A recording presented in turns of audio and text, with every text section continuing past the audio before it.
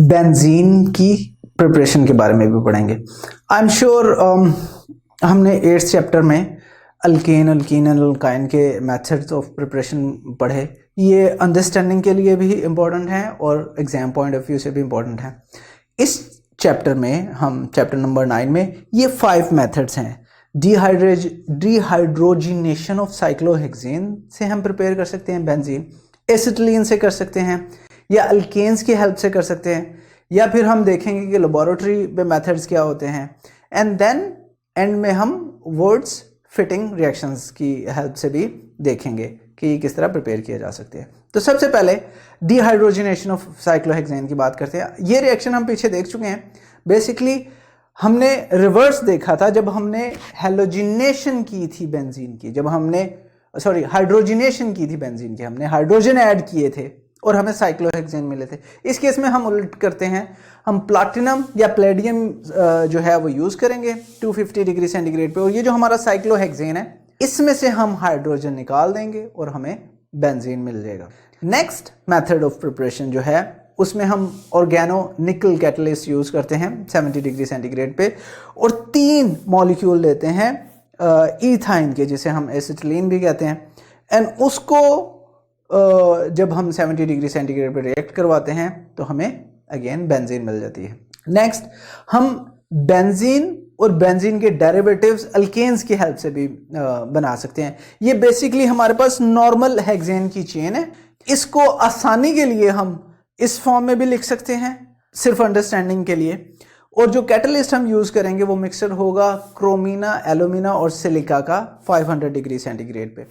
तो क्या होगा, ये 4 मॉलिक्यूल ऑफ हाइड्रोजन निकल जाएंगे इसमें से और हमारे पास एक बेंजीन का रिंग बन जाएगा, यानी बेंजीन मॉलिक्यूल बन जाएगा।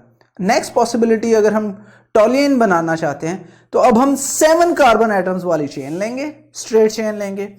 उसे हम लिख आसानी के लिए इस तरह लेते हैं ताकि आपको समझने के लिए आसानी हो। एंड जब हम इसे रिएक्ट करवाएंगे कैटलिस्ट की प्रेजेंस में 500 डिग्री सेंटीग्रेड पे, तो अगेन हमें जो मिलेगा वो बेंजीन रिंग का डेरिवेटिव जिसमें मिथाइल ग्रुप अटैच्ड होगा, और टॉल्यून हम उसे पता है कहते हैं।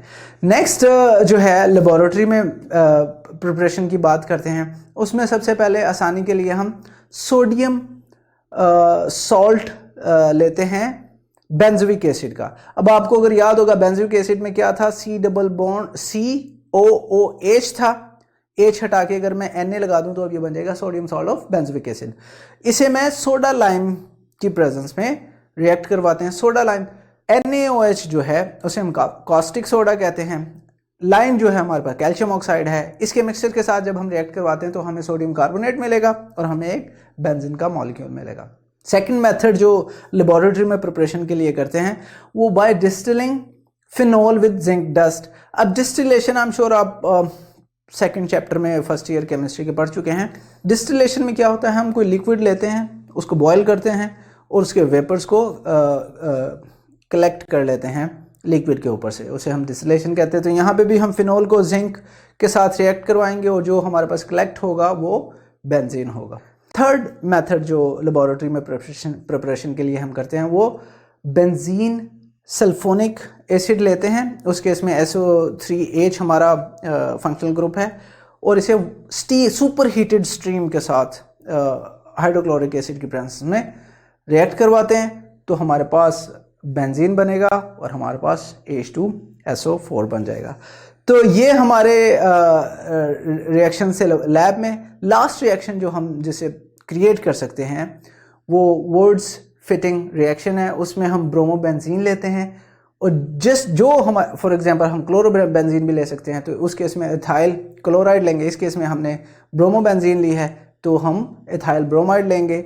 सोडियम और ईथर की प्रेजेंस में इसे रिएक्ट करवाएंगे तो हमारे पास ये ब्रोमीन निकल के सोडियम के साथ रिएक्ट करेगा और सोडियम ब्रोमाइड बन जाएगा और हमारे पास इथाइल बेंजीन जो है हासिल हो जाएगा।